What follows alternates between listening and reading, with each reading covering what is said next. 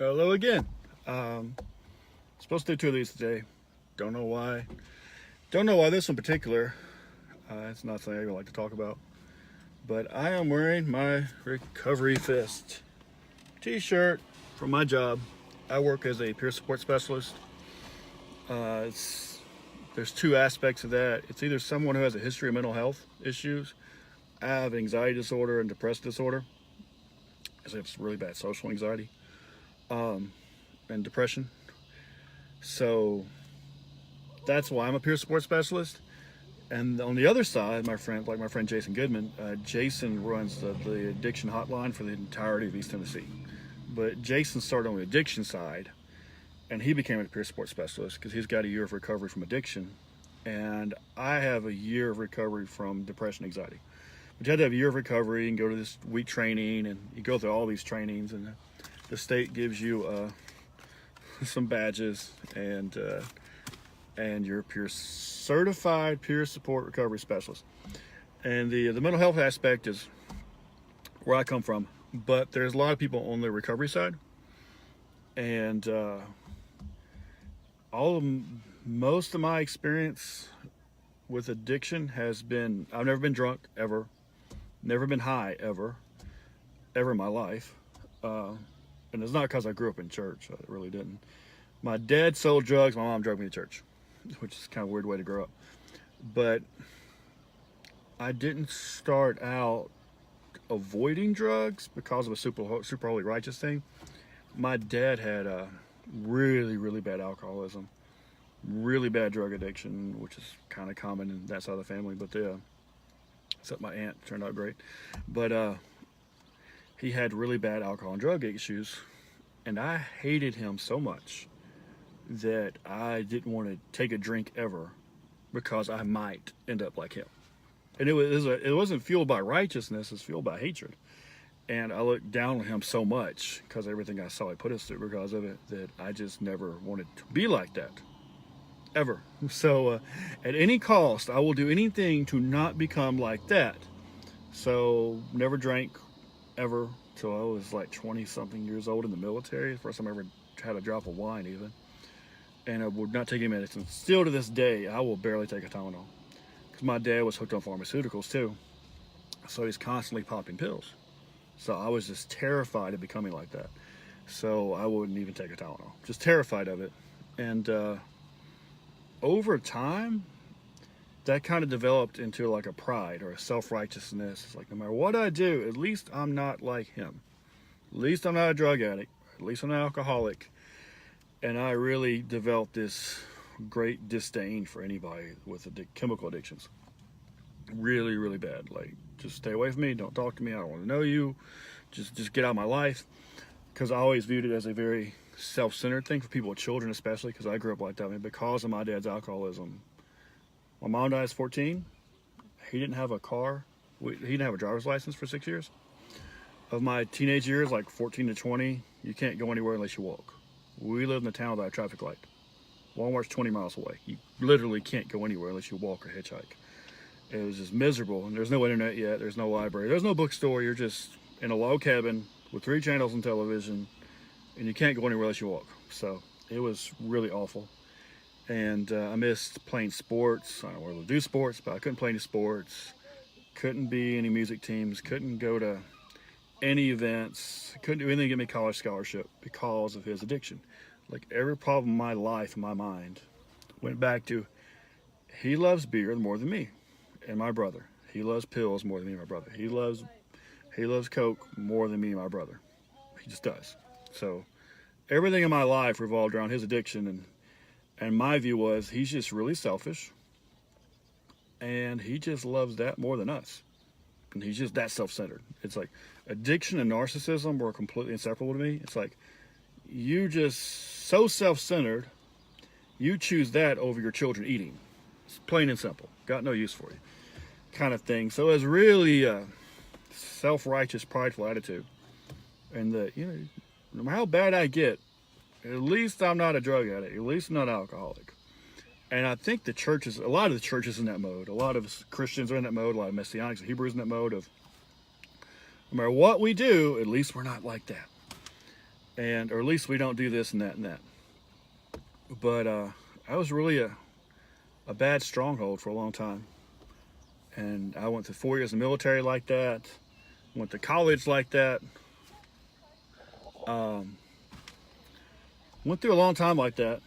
And I ended up this job I hated at Lowe's, really, really, really hated this job, unloading the truck. And I go in to apply for this job, this mental health company. And it's a miracle I got the job. I thought it was a miracle. I was like a glad miracle at first. Then I found out it was God forcing me into this thing I didn't want to do. Because the mental health agency, the homeless shelter, which I was okay with. They have a men's program, okay with that. Women's program, okay with that.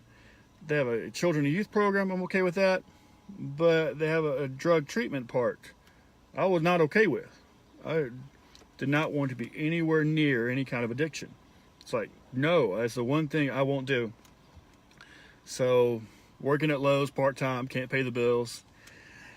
Go to this mass hiring event. I found out I was in the unemployment office wearing my clothes with which I plan to unload an 18-wheeler by hand. So it's like a shirt with a hole in it. Haven't had a haircut in a month. Holes in my shoes. Looked awful. And they had this mass hiring event. Everybody's there with their portfolio and their suit and their tie. And I just, the career guy sends me over there. Just go fill it out. I was like, dude, I'm not even dressed. Just go over there, fill one out. So I went over there. All the hiring people left for the day. They left. Hiring events closed. And then I'm walking out the door. And they're like, oh, well, one guy's coming back to interview your last 3 people. There's one spot left. There's like 5 people. There's one spot left. And there's 5 of you. And of course, I'm the only one holes in his shoes and hold his shirt and haven't had a haircut in a month.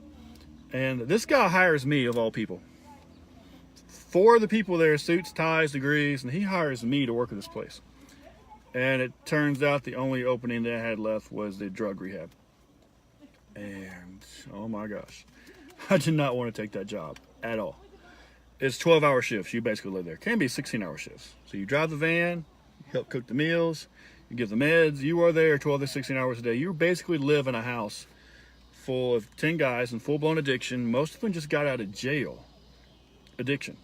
I mean, they're like, one time some of them cut the air conditioner line to try to do something with the Freon. I mean, it's bad, bad, bad, bad, bad. They're literally on lockdown, and every conversation all day, all the time is about drugs. Anything they could to get high, some of them stealing stuff. I mean, it was bad. And it was like working with my dad. It was like living with my dad 12 to 16 hours a day, but there were 10 of my dad. And I started out really hating that job. I mean, you don't know how much I hated that job.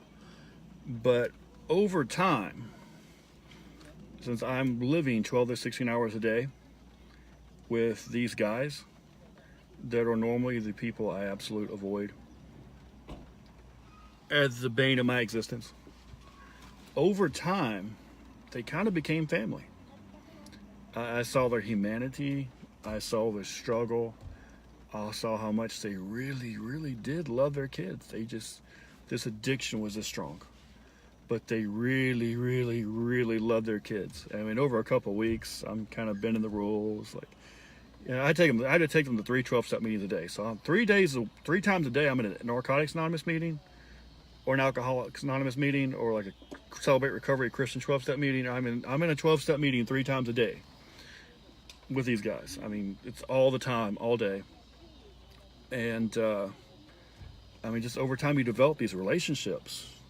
We're like, oh, okay, one of them fixes my car for me, and this Muslim guy doesn't eat pork, so we kind of bonded because I don't eat pork either.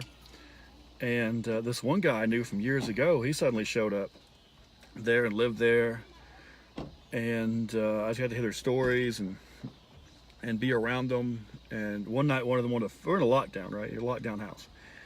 Alarm system didn't work. For some reason, the phone didn't work, and one of them wants to fight me. Of course, I would be outnumbered 10 to 1. But like 5 guys stood up like, nope, you're not going to mess with Brian. Go sit your butt down, go back to bed. So it's like, they're like defending me, and and it's this, I had to go through that because over time it became like family. Like when they graduated, I missed these guys that graduated. I cared and I missed them. And, one guy needed a pair of shoes. So I'm like, I'm going to the thrift store. I'll bring you one, and this is like this total flip. I only worked there 3 months. but God had to put me through that to God had to put me through that in order to overcome this pride and this self-righteousness that, oh, at least I'm not like that. And I talked to a lot of these guys, they just did this one time. And that was over for them. But all that to say, I guess, if you really, really, really think you're above somebody else, God will fix that. He can fix it the easy way, or he can fix it the hard way. But he will fix it. So for me, in my case, fixing it meant from either you work at Lowe's unloading the truck, killing yourself, literally, because you're covered in black soot every day, or you work at a drug rehab when the people you can tolerate the least in the world are addicts. So I spent 12 hours a day working at a drug rehab, basically living in a drug rehab for 3 months straight. And so I learned, those are people, and you're not any better. In fact, in some ways, you're a lot more messed up than they are. But God will put you in those situations until you understand someone else's struggle, until you understand what they've gone through, what they're going through, why they do the things they do, and also until you really understand how much like them that you are. And also realizing this time, like, everybody's addicted to something.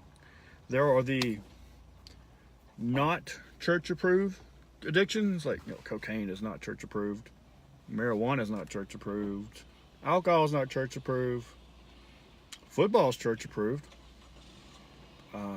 most pharmaceuticals are church approved, TV is pretty well church approved, gossip is definitely church approved, and religion, addicted to religion, not addicted to God, that's a whole different thing. Addiction to religion, definitely church approved. So we have, everyone's addicted to something. There's porn addiction, there's drug addiction, there's caffeine addiction, there's shopping addiction, gambling addiction, religion addiction, which is huge. And everyone's addicted to something. It's just some things are illegal and some things aren't. Some things are church approved, some things aren't. And some things some things are more evidently destructive to other people, and some things are more evidently destructive to self. But everybody's addicted to something. And like, just because you're not addicted to what this other person is, doesn't mean you're not an addict. Some people are addicted to relationships or other people, or they're addicted to their bank account. They have to check it every 5 seconds and check the credit score every 5 seconds, and they just can't go without some sense of financial stability and sense of control addict. Control addict is huge, and that's probably the most destructive one. Control of their credit score, control of their job, control of their kids, it's control of everything. It's an addiction, but it's completely tolerated. Whereas people addicted to maybe alcohol, that's not a church-approved addiction. So I guess all that to say is just to learn to have mercy on people, because I'm addicted to caffeine right now. I'll tell you, I used to drink 6 liters of Dr. Pepper a day in high school. I'm addicted to caffeine. I'm addicted to food. I'm addicted to having a feeling of not being useless. And all of you are addicted to something. So, not that any addiction's okay. Addiction is a form of idolatry. But just maybe we try to have some mercy on people and the addictions that we don't have. Not that it condones what anybody does, but I think it should be an even keel. Like, gossip in church should be just as frowned upon by the church as drinking beer in a church parking lot. The gossip addiction probably hurts more people than the alcohol addiction, but it's just not church condoned. So if we could actually just admit we're all addicts, like we are all addicted to something. If we own that, I think we'd be a lot more merciful to other people. We just confess what you're addicted to. I'm addicted to food, addicted to caffeine, addicted to not feeling useless. And you're addicted to porn, addicted to power, addicted to alcohol, addicted to food, addicted to credit score, addicted to your career. I mean, whatever you're addicted to, just admit it. And once you admit it, I think it'll help you look at other people with a different light. And it'll bring you a lot of freedom too. A freedom to not be as afraid of other people, and freedom to just own your own stuff too. Just to admit you have problems. Because you admit you have problems, that's very freeing. Part of my job, it actually is what I do for a living, is I have to meet people all the time and teach classes and go places and say, hi, I'm Brian. I have social anxiety, so I'm really awkward. I have depression, so I really don't understand the concept of having fun. And that's why I haven't achieved a lot in life. And all of you have problems too. So part of my job description is literally to encourage people to be open and honest. So maybe it helps some people on YouTube too. What I do every day for a living is to admit my faults, admit my issues, and help other people admit theirs and walk through theirs. And like together, peer and peer support, help other people go into the similar things to overcome and to have a better life. But that starts when you're honest with yourself and you're honest with other people. And when we're honest with our stuff, then other people can be honest with theirs. We can have actual relationships, not acquaintanceships, but we can have actual relationships because we actually have grace for other people that are not exactly like ourselves. And I also worked at a halfway house men's guide, a prison, and Boys and Girls Club. And that's hard sometimes because you see what these kids are going through because of the parents, addictions and whatnot. And I've worked at a lot of weird places. But that's why I keep learning is that you have to have grace for people. And you're stuck sometimes in life until you learn a lesson. Like I'm working in mental health right now. And I want to be doing something completely different, but I was stuck at that drug rehab until I learned my lesson. Like a week after, like I finally had this epitome, like, oh wow, everybody's addicted to something. And these are people, sometimes they're just trying the best they can. They're just struggling with something different than me. Like a week later, I found out I could move to Chattanooga from Georgia. And then 3 weeks I was gone. I mean, as soon as I learned a lesson, I was able to get another job, but not before. Working at Lowe's, working at my job now, whatever lesson I'm supposed to learn at this job, I might be here until I learn it, and then I can move on. But I think the sooner we have grace for other people, and then the sooner we can get unstuck ourselves. Like grace for other people is what lets you out of whatever prison you're in. Then you can move on. If you're stuck, whenever you learn what you're supposed to learn, if you're in a bad situation, once you learn compassion, whatever form of compassion that situation is supposed to teach you, once you learn that, you can move on. Like I've got a lot of friends that grew up with a lot of money and then they don't. Or I've got friends that grew up in church and then they're stuck somewhere with non-church people. Or I've got friends that are really intellectual and then they are stuck somewhere where no one's really intellectual. And they're in that place usually until they learn compassion. So hope that helps you guys in some way. I was rambling, but I felt like to talk about it. I'll post this on my Hebrew Hearts YouTube sometime soon. All right, shalom to your hearts. Please have mercy with each other, not just for the other person, but so you can move on from wherever you're stuck at. Because the sooner you learn whatever that place is supposed to teach you, the sooner you can move forward. All right, love you all. Bye.